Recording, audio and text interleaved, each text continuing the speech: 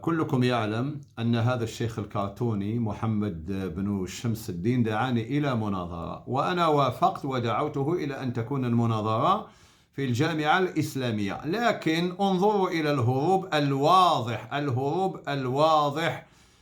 يقول عني أولا، يقول تكفيري، يقول الشيخ الأشعري التكفيري. عجيب يعني لرجل يكفر الحافظ الإمام النووي، والنووي الذي مات لا يعرف ربه معرفة حقيقية، ويقول عنه لا يعرف ربه، ويكفر الإمام أبو حنيفة، ويكفر الإمام السيوطي، ويكفر جمهور علماء المسلمين من الأشاعرة، ورغم ذلك يقول عني تكفيري والعياذ بالله. من باب رمتني بدائها وانسلت. أنا لم أطلب منك أن تتوب عن تكفير الإمام النووي، ولم أطلب منك ولم أشترط عليك أن تتوب من تكفير أبي حنيفة. لنتناظر في أكبر جامعة في العالم، الأزهر الشريف، لنتناظر في الجامعة التونسية، لنتناظر في أي جامعة، المهم أن تكون جامعة في بلد مسلم بحضور أهل العلم. أقول بحضور أهل العلم وبحضور وسائل الإعلام. لماذا تريد التيك توك؟ أنت تريد أن تدير أموالا من خلال التيك توك، أنا أريد أن أدير علما من خلال المناظرة حتى ينتصر العلم ويستفيد الناس. اسعى إليها. أنت طلبت المناظرة، أنت طلبت مناظرتي، إذن أسعى إلى هذه الجامعات ونلتقي ونتناظر ونتكلم وتظهر الحقيقة. هذه العملية البهلوانية التي أظهرتها في التيك توك، أنت تريد أن تنتصر على الهواء هكذا، يعني بدون ملاقاة. أنا أريد أن ألقاك وجها لوجه هذه المناظرة.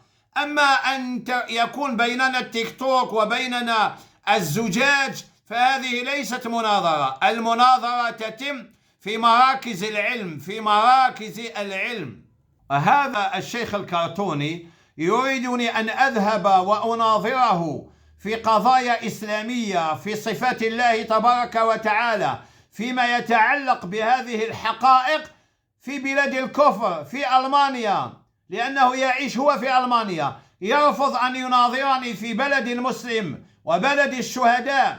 أنت ستتشرف بدخول بلد الشهداء، أنت ستتشرف بدخول بلد الشهداء. أنت ترفض أن تناظرني في بلد الشهداء وتطلب مني أن أناظرك في بلد الكفر. لا حول ولا قوة إلا بالله. ولذلك أنا أطلب من كل العقلاء استمعوا إلى كلامه. هذا يكفر الإمام النووي ويكفر أبو حنيفة ويضلل ويبدع كل العلماء، لم يترك منهم أحدا، ثم يرمي غيره بالتكفير. فلما وافقنا على مناظرته قال عليكم أن تأتوا إلي، أن نذهب إليه، نسافر إليه. أنت طلبت المناظرة فعليك أن تسعى إليها ونحن ننتظرك في أرض الشهداء. هو يرفض أن يناظر في لبنان، يرفض أن يناظر في قبرص، يرفض أن يناظر في الجزائر، ويوافق فقط على التيك توك أو على ألمانيا.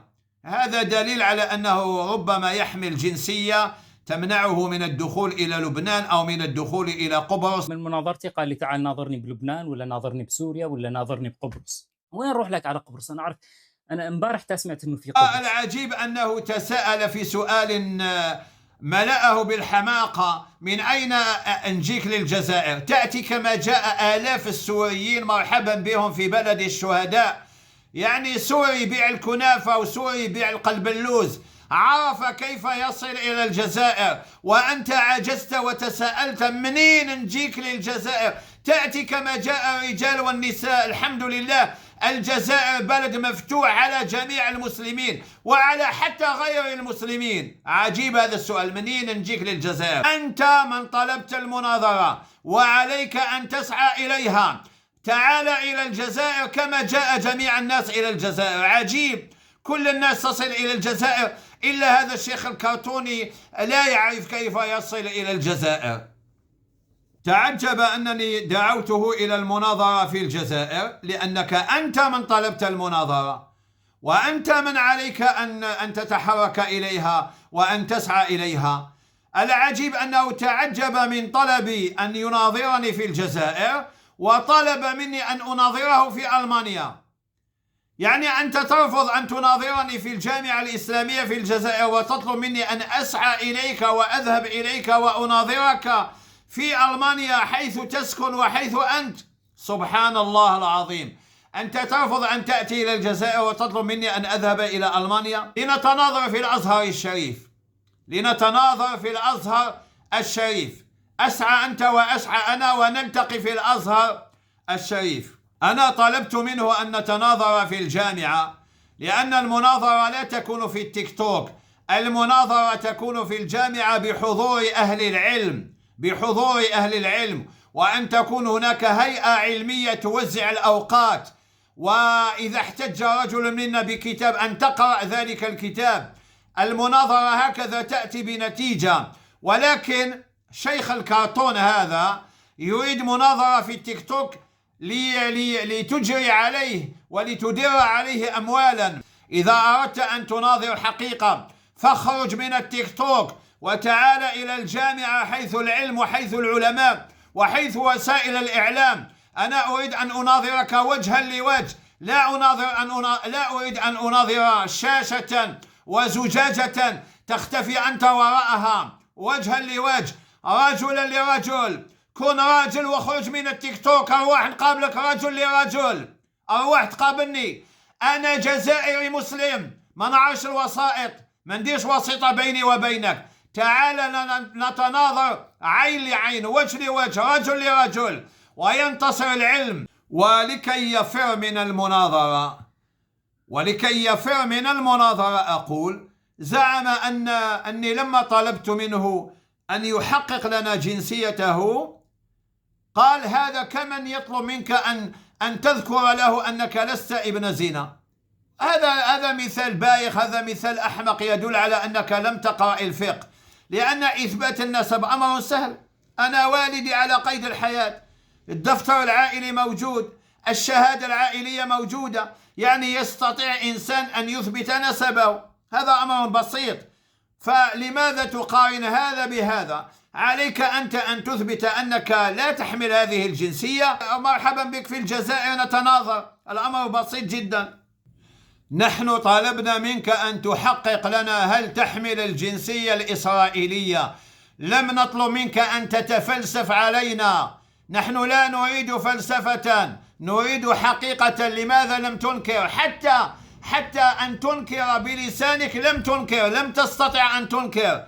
لعل الجهات التي تعمل لديها منعتك من حتى تنكر. يعني أنت لا تثبت لنا واقعا أنك لا تحمل هذه الجنسية، ولا تنكر حتى بلسانك، وتعوض ذلك بالفلسفة. نحن لا نريد منك فلسفة.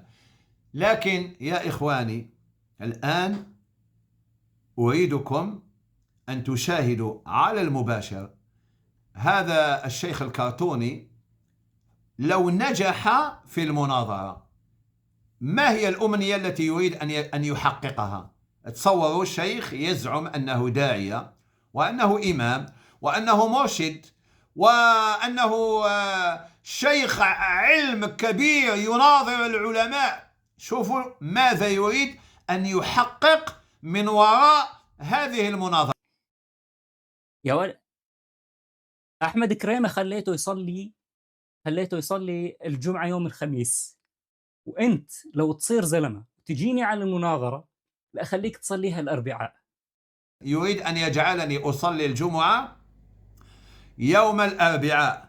الجمعة يوم الأربعاء. هل الجمعة تصلى يوم الأربعاء؟